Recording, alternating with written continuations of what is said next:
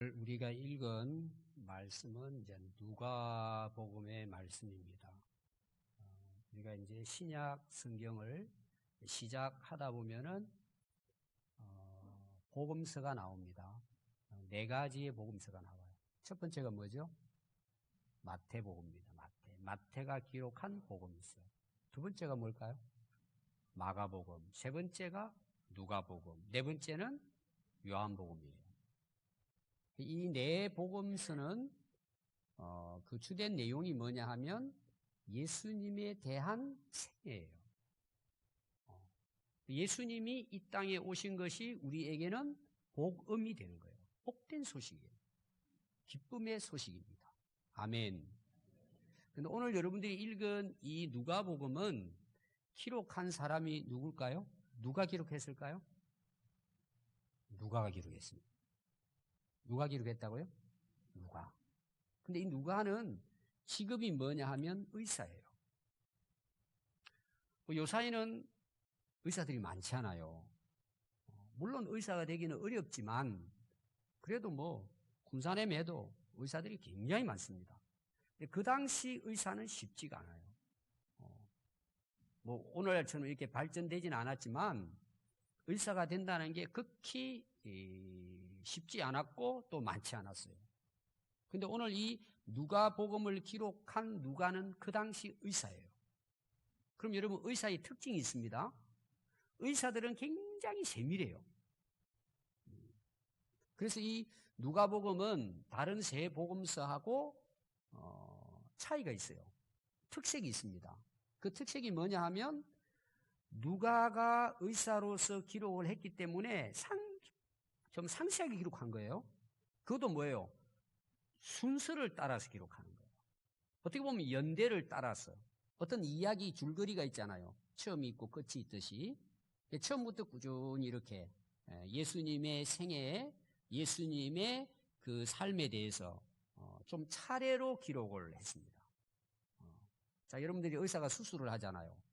예를 들어 여러분들이 이제 어떤 사람이 이제 암이 걸렸어요. 그럼 의사가 수술을 합니다. 어떻게 수술을 해요? 순서가 있죠? 진단을 하고 사진을 찍고 그 다음에 또 뭐예요? 해부를 해야 되고 여러 가지 그 절차가 있습니다. 근데 그 순서가 굉장히 중요해요. 그러니까 이 누가복음은요, 의사가 기록했기 때문에 아주 차례대로 질서 있고 정연하게 기록이 되어 있습니다. 그래서 이 누가복음은요, 다른 복음서와 비해서 양도 많지만 굉장히 그 문학적으로, 형식적으로 굉장히 뛰어납니다. 두 번째 그 누가복음의 특징이 뭐냐 하면 차례대로도 이렇게 하지만요, 자, 의사가 이제 그 환자들을 만나면 이제 면담을 하잖아요. 그럼 물어봅니다. 의사도 물어보고, 여러분들 다 경험 있을 거예요. 어디가 아프시냐 그러면 여러분 이야기하죠? 여기가 아픕니다. 저기 아픕니다. 그러면 또 의사가 또 이야기를 해요.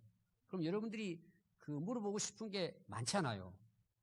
여기는 왜 아프냐? 왜 이러느냐? 자고 났더니 이렇게 자꾸 물어보잖아요. 그럼 여러분 의사들은 되게 일반적으로 어떻게 해요? 상세하게 그걸 설명해 줍니다. 좋은 의사는 그래요. 아주 상세하게. 그럼 여러분들이 한번 의사를 만나가지고 우리 형편에 따라서 이렇게 잘 이야기해 주면 여러분 기분이 어때요? 반은 나은 것 같아요. 기분이 좋아요. 그럼 나중에 또 가겠죠. 그래서 이 누가복음은 의사의 특징을 가지고 있어요. 누가가 기록을 하면서 아주 상세하게 사실적으로 차근차근히 우리가 이해하기 쉽도록 기록한 복음서가 누가복음이에요. 그래서 여러분들이 누가복음 1장을 제가 간단하게 이제 그 1절부터 설명하는데 제가 지금 설명한 걸 들으면 여러분 아실 거예요. 자, 1장 1절을 보면 이렇게 기록을 합니다. 지금 누가가 기록해요. 우리 중에 이루어진 사실에 대하여. 그러니까 그 사실은 뭐에 대한 사실이에요?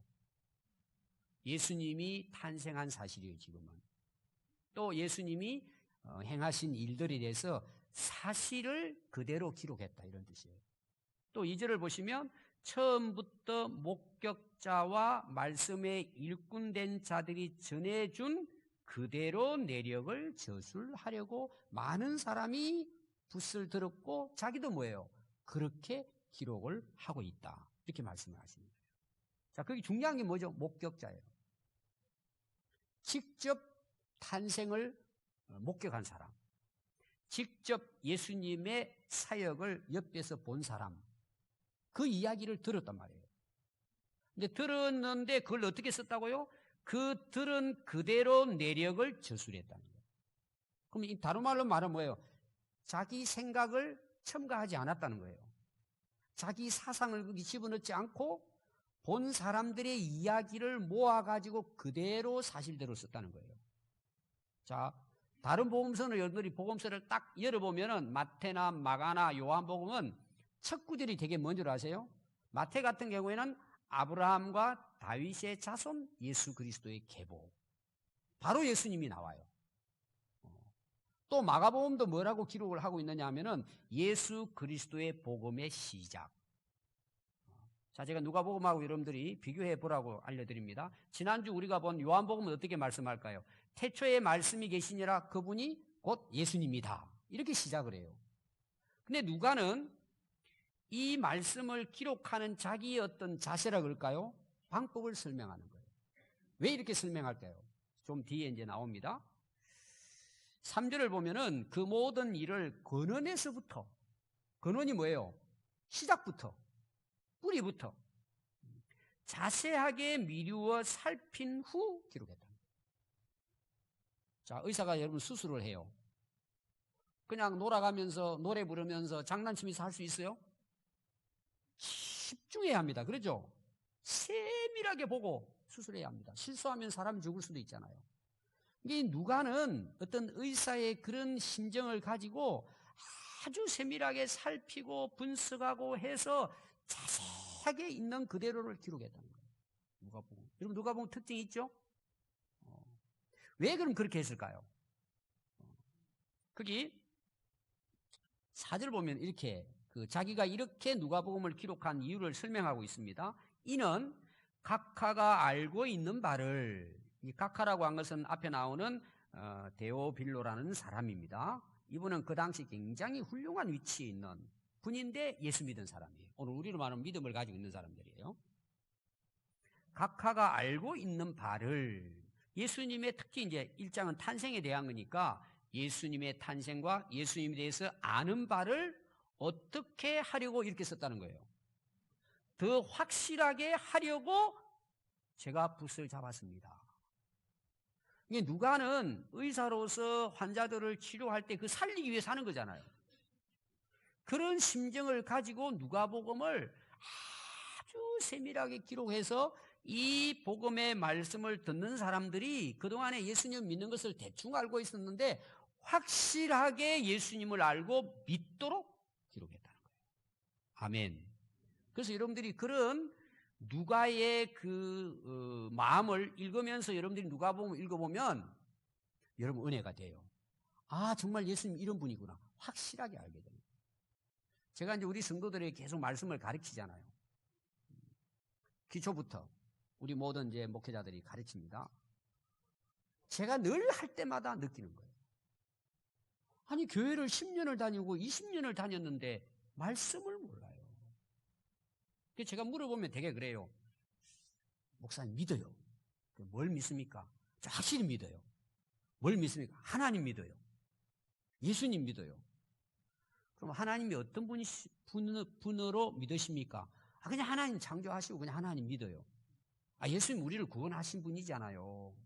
십자가에 나를 위해 돌아가신 분이잖아요. 왜 예수님이 십자가에 돌아가셨어요? 왜 예수님이 이 세상에 오셨어요?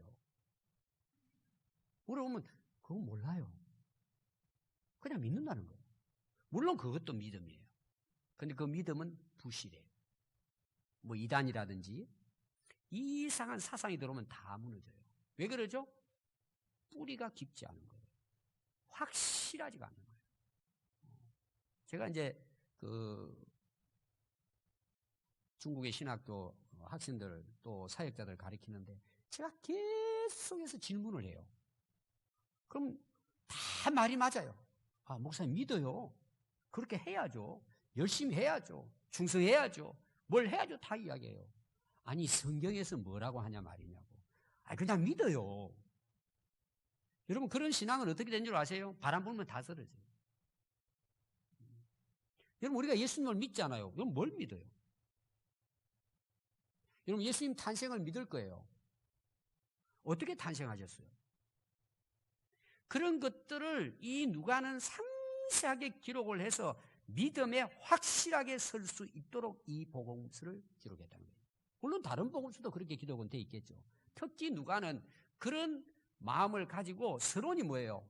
자기가 이 말씀을 기록하는 자기 나름대로의 방법을 또 목적을 먼저 설명을 하고 이어서 나오는 내용이 뭐예요? 첫 번째는 세례 요한의 탄생이고 두 번째는 예수 그리스도의 탄생에 대한 이야기를 기록하고 있습니다.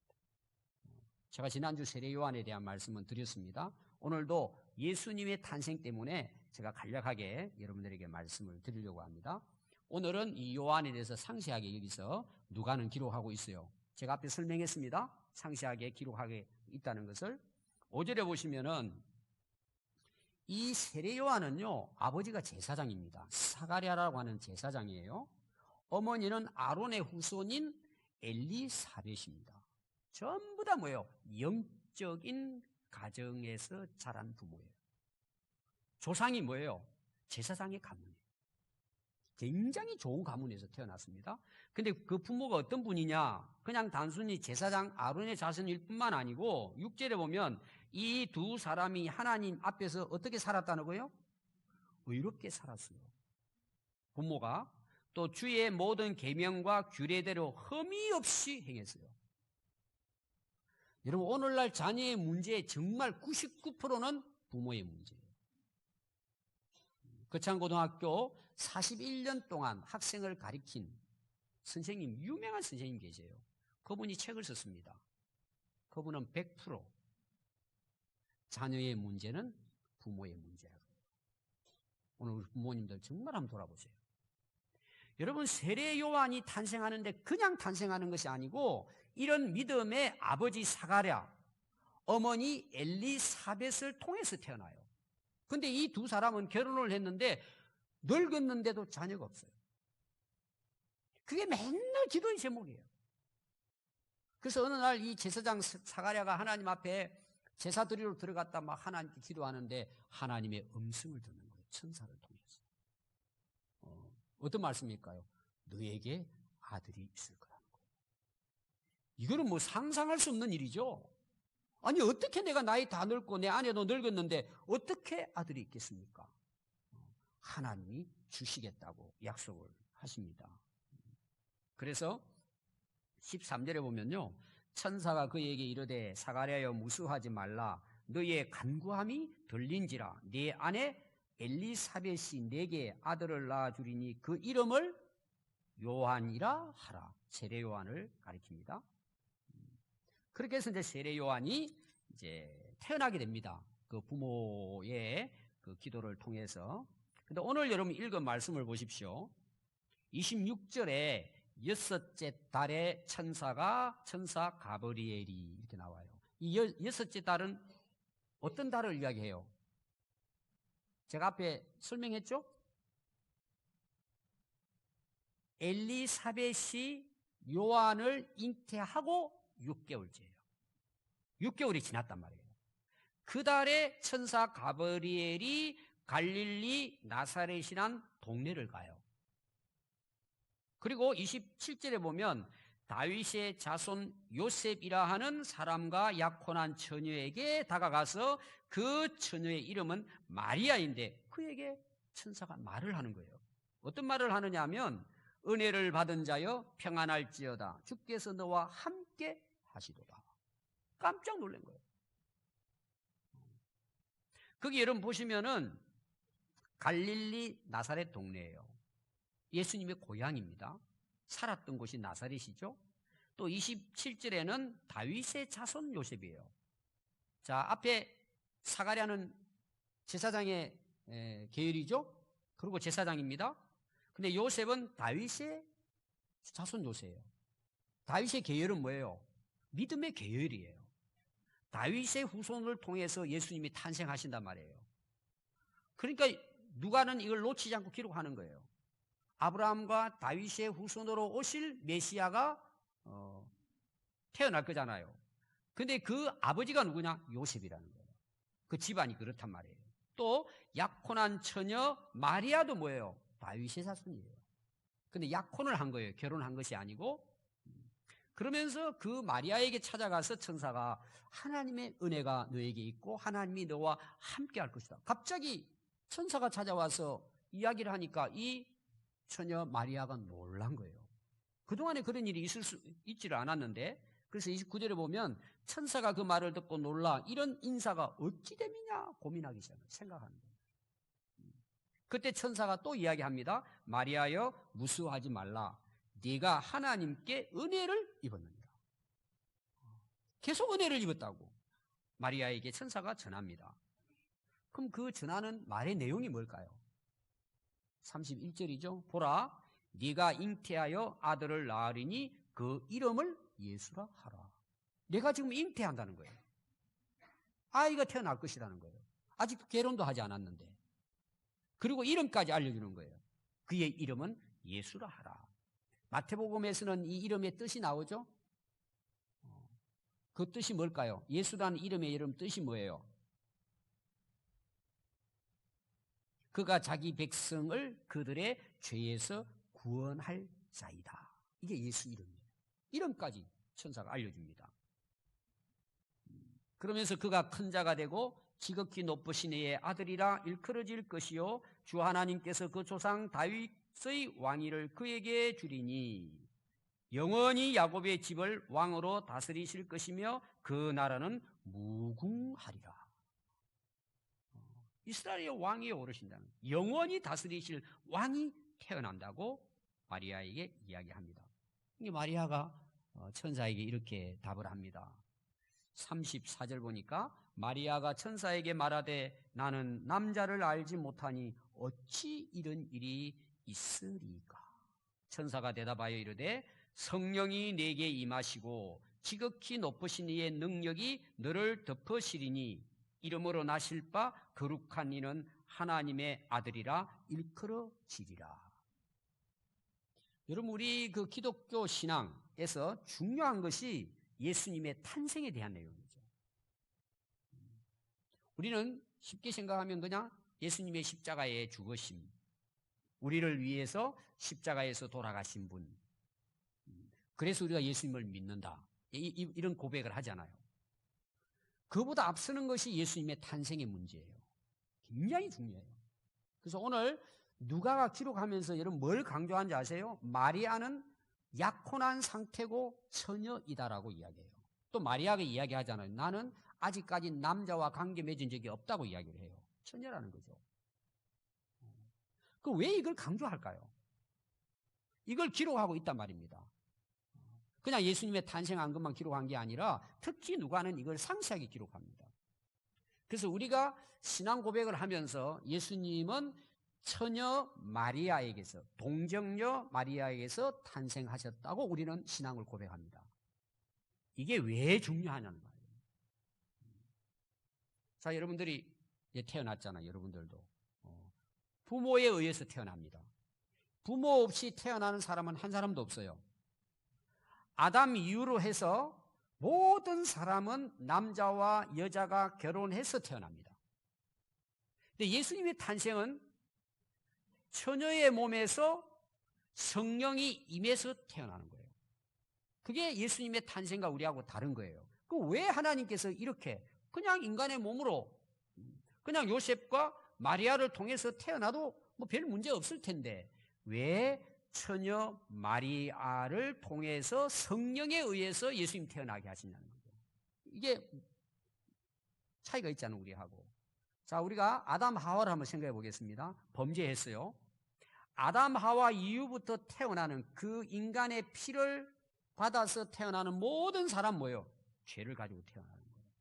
그걸 원죄에 대한 유전이라고 해요. 가지고 태어나는 거예요, 그냥.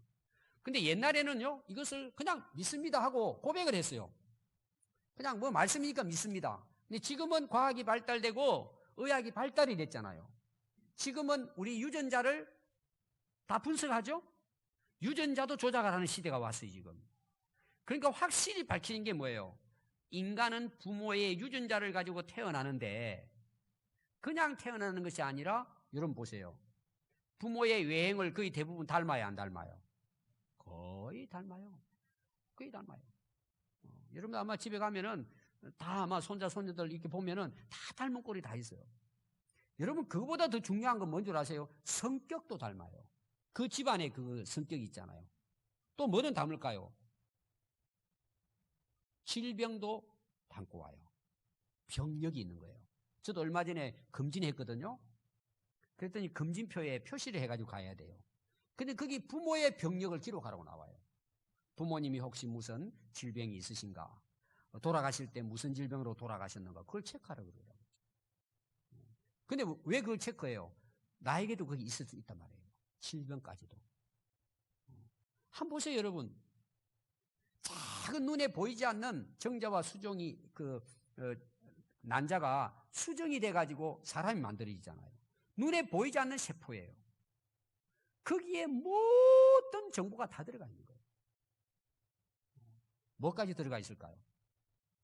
죄까지도 들어가 있는 거예요. 그 안에 다 들어가 있는 거예요. 그래서 인간이 죄를 짓는 이유는 죄라는 유전자를 가지고 태어나기 때문에 죄를 짓는 거예요. 사람들은 나는 죄를 안 지었으니까 죄인이 아니라 그래요. 또 여러분들이 죄를 안 짓고 싶어도 죄된 것이 보면은 뭐예요? 짓고 싶어지는 거예요. 왜? 이미 우리가 원죄의 유전자를 가지고 태어나는 거예요. 그래서 죄를 지었기 때문에 죄인이기도 하지만 죄인으로 태어났기 때문에 죄를 짓는 거예요. 그래서 모든 사람 뭐예요? 죄인이고 어느 누구도 스스로 그 죄에서는 벗어날 수가 없어요. 구원받을 수가 없어요. 어떤 심오한 철학 아니면 산에 올라가서 고행을 하고 수행을 한다고 절대 벗어날 수 없어요. 불가능합니다. 그럼 이런 인간을 하나님은 구원하시기로 인간이 타락한 이후부터 하나님이 계획을 하셨단 말이에요. 어떤 계획이실까요? 메시아를 통해서 구약에서부터 예언을 합니다. 구원자를 보내서 우리를 대속해서 우리의 죄를 해결하실 분이 오실 것을 말씀하신 거예요. 그분이 예수 그리스도이신데 예수님은 처녀의 몸에서 탄생하는 거예요. 처녀의 몸을 빌린 것뿐이에요. 그리고 뭐죠? 성령께서 임해서 인간의 피를 물려받지 않고 죄의 피를 물려받지 않고 죄 없이 태어나신 분이 예수 그리스도세요. 그 때문에 예수님이 우리의 죄를 대신할 수 있는 거예요. 십자가에 돌아가심으로 우리 인간의 죄를 다 뭐예요? 속죄, 해결하실 수 있는 분이신 것입니다. 여러분 이런 예를 제가 들어볼게요. 자녀들이 실수를 한다든지 잘못을 했어요. 죄를 지었습니다. 그럼 감옥 가요. 벌금이 있어요. 그럼 여러분 벌금을 내야 감옥에서 풀려 나와요. 빚을 진 사람 빚으로부터 자유함을 얻으면 빚을 갚아야 돼요. 여러분 그 빚진 사람들 그 고통 여러분 모를 거예요. 얼마나 힘들면은 그냥 생을 포기할 정도잖아요. 여러분 그건 한번 경험해 보신 분은 알 거예요. 그런데 부모님이 땅 팔고 소 팔고 집 다 팔아가지고 대신 갚아줘 버려요. 자기는 갚지 않았는데 그는 자유함을 얻어요. 감옥에서도 나올 수 있고 더 이상 빚에 눌리질 않아요. 이게 대속이에요. 대신 갚아주는 거예요. 우리가 예수 믿고 구원받는 것은 죄 없으신 예수님이 내 죄를 대신 하셨기 때문에 우리가 그를 믿음으로 우리가 죄 사함을 받고 면제함을 받고 구원을 얻는 거예요. 그래서 예수님은 태어나실 때에 죄 없는 몸으로 이 땅에 태어나신 것입니다. 그럼 이게 가능하냐? 많은 사람들이 못 믿겠다 그래요. 그럼 여러분 창세기에 1장을 시작으로 해서 인간 창조가 나옵니다. 하나님이 인간을 창조할 때 흙으로 빚어요. 그냥 흙입니다. 먼지예요, 먼지. 흙을 가지고 사람 모양을 만듭니다. 하나님이 외형을 만들어요. 그리고 코에다가 생기를 불어넣습니다. 생기가 영혼이에요. 생명이에요. 성령이에요.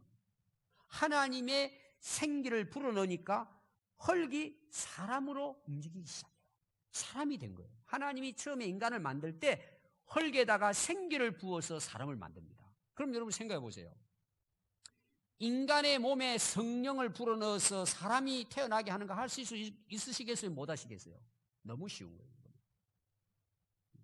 충분히 하나님은 하실 수 있는 것입니다. 그래서 예수님이 태어나시고 예수님은 우리의 구주가 되신 것입니다. 그래서 예수님의 처녀 탄생은 매우 중요한 우리 기독교의 기본 교리이기도 합니다. 자, 근데 마리아는 뭐예요? 이걸 받아들이기 어려웠겠죠. 근데 오늘 여러분 마지막 말씀 보면은 38절입니다. 마리아가 이르되 주의 여종이오니 말씀대로 내게 이루어지다 하며 천사가 떠나가니라 그랬어요.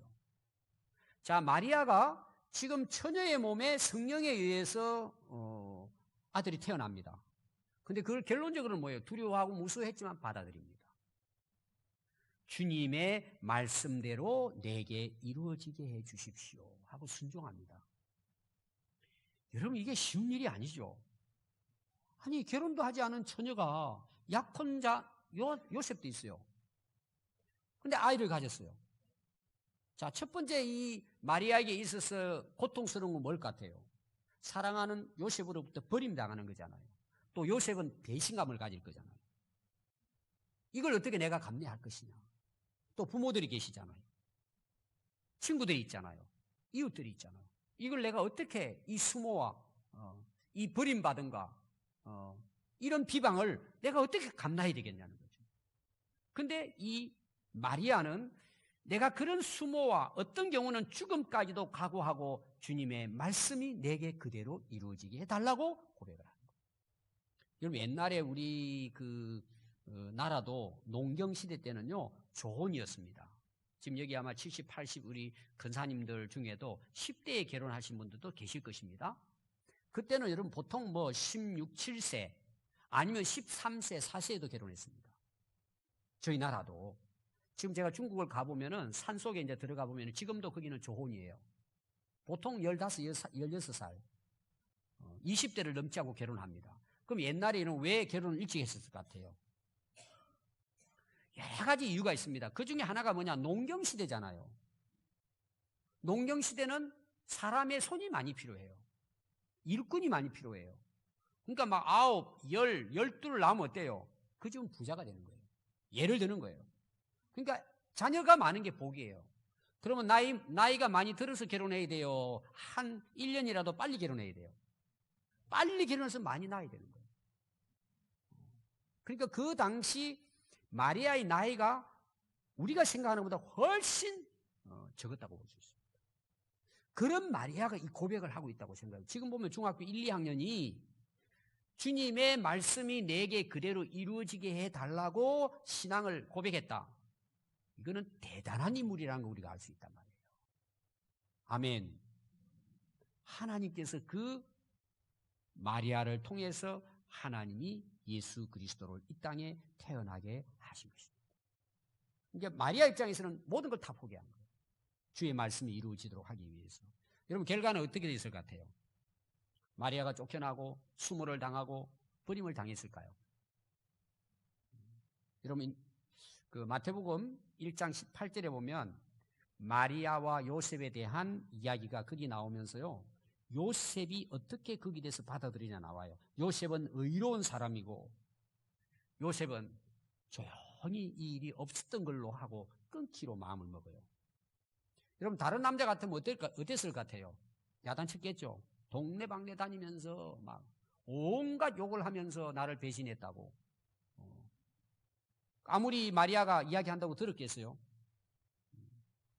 보통 사람 같았으면 그랬을 거예요. 근데 요셉은 의로운 사람이에요.